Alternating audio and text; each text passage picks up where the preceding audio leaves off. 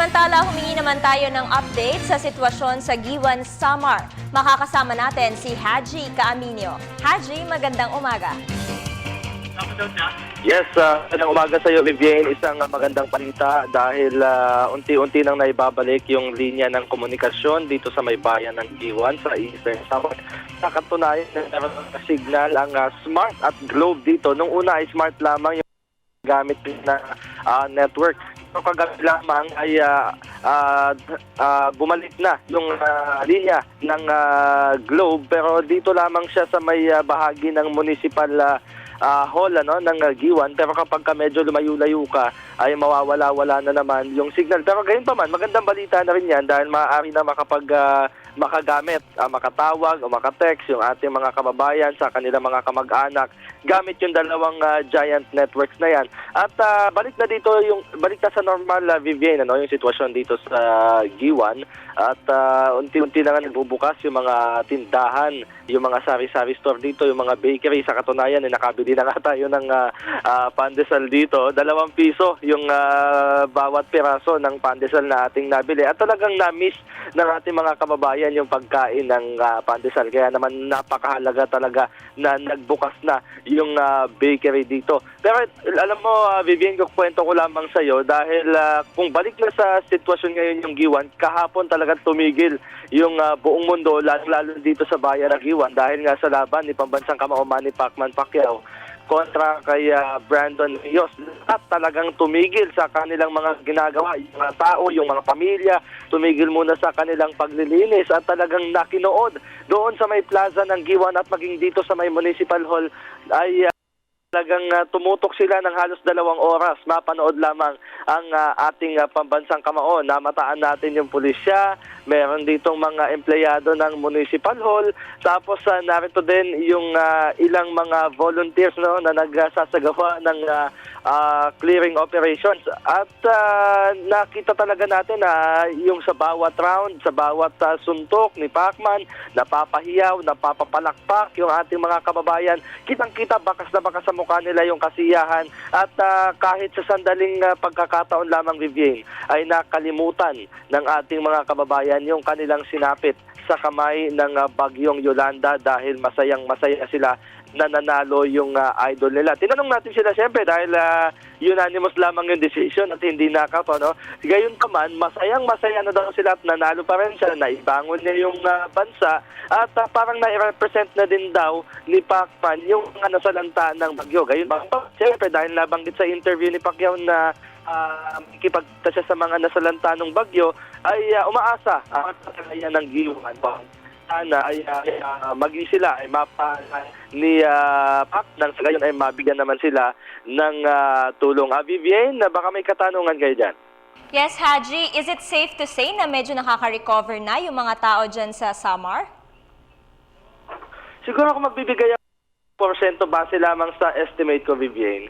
Probably nasa 30% yung recovery dito ng ating mga kababayan. So 30 to 40 probably dahil wala pa rin kasi linya ng kuryente dito. So kasalukuyan pa din inaayos yan ng ating mga otoridad at tanging mga generator sets pa lamang yung nagagamit upang mailawan yung ilang mga establishments dito, especially dito sa may bahagi ng municipal hall. Yung tubig naman ay sa poso pa rin, kumukuha ng tubig. Ngayon pa man malinis naman po yung tubig na ginagamit, kaya naman safe naman siya na gamitin sa paglilinis. At inuming tubig ay hindi naman po pwede yung sa poso, kaya naman yung binibili pa rin yung po pwedeng inumin ng mga tao. At gayon pa man, yung mga kalsada, Vivienne, dito ay cleared na maaari ng daanan. Actually, kanina lamang namataan natin yung mga Marines, member ng Marines, na nagsasagawa din ng clearing operation sa may simbahan.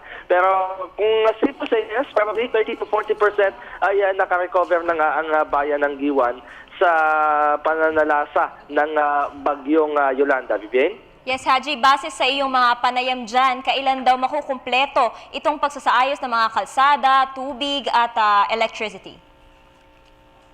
Oo. Yung sa usapin ng clearing operation sa mga kalsada, Vivienne, ay anumang araw o anumang ngayon, inaasahan natin cleared na lahat-lahat kasi yung mga nahahakot nila mula sa gitna ng kalsada, Vivian, itinatabi muna nila yon, ano? At kaya naman nadadaanan na ng tuluyan yung mga kalsada. So, eto, mga 95% na yung nadadaan ng mga kalsada dito sa bayan ng Giwan. Yung mga basura naman na kanilang nahakot, sanga ng puno, yung mga nagbagsakang o yung mga nagbagsakang mga sanganga, yung mga nabuwal, ay dinadala nila sa isang malayong dump site para maitapon at talagang para maklear na yung hindi lamang yung gitna ng kalsada, pati yung gilid nun.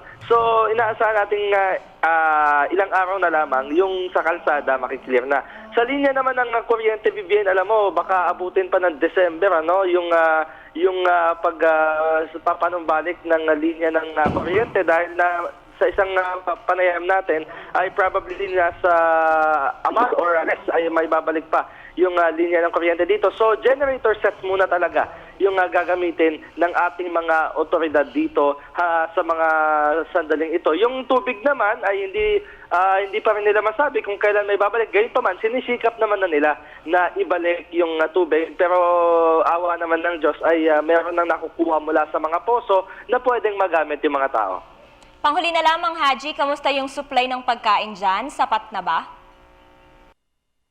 Oo, actually magandang tanong yan, Vivian. Actually kumpleto, ano, at patuloy yung pagbuhos ng tulong dito mula pa rin sa Department of Social Welfare and Development. Tapos meron din nanggagaling sa local government units at meron din namang nanggagaling sa ilang mga foreign volunteers, ano, at ilang mga non-government organizations.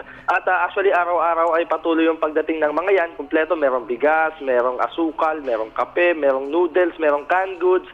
At meron din silang binibigay na tubig. Maliban pa dyan, may hygiene kits din, Vivian, na ipinamimigay para sa ating mga kababayan. So, nung nagtanong tayo sa mga kababayan dito, sa mga residente dito, kung sapat ba yung kanilang relief na natatanggap, sapat naman daw at nakakatanggap naman daw talaga sila ng relief. Kaya naman lahat ng binabagsak na relief goods dito, idinidistribute sa lahat ng mga apektadong residente dito sa bayan ng Giwan. So, aside from food, kailangan ng ating mga kababayan dito ay yung mga gamit sa pag-aayos ng kanilang mga bahay, gaya ng mga martilyo, ng mga pako, tapos yung mga hygiene kits, kailangan yan. Lalong-lalo na yung mga tuwalya, yung mga sabon, shampoo, toothpaste.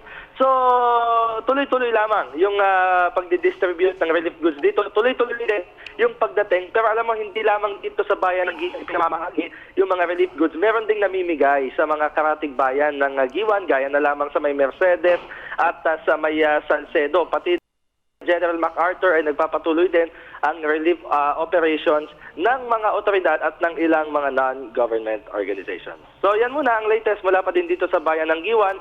Kasama ko pa din ang RTVM at sina Alan Rubin at Jovit Dizon para sa Telebisyon ng Bayan. Ako po si Haji Kaaminyo. Sama-sama tayo sa pagbangon. TV? Maraming salamat, Haji Kaaminyo.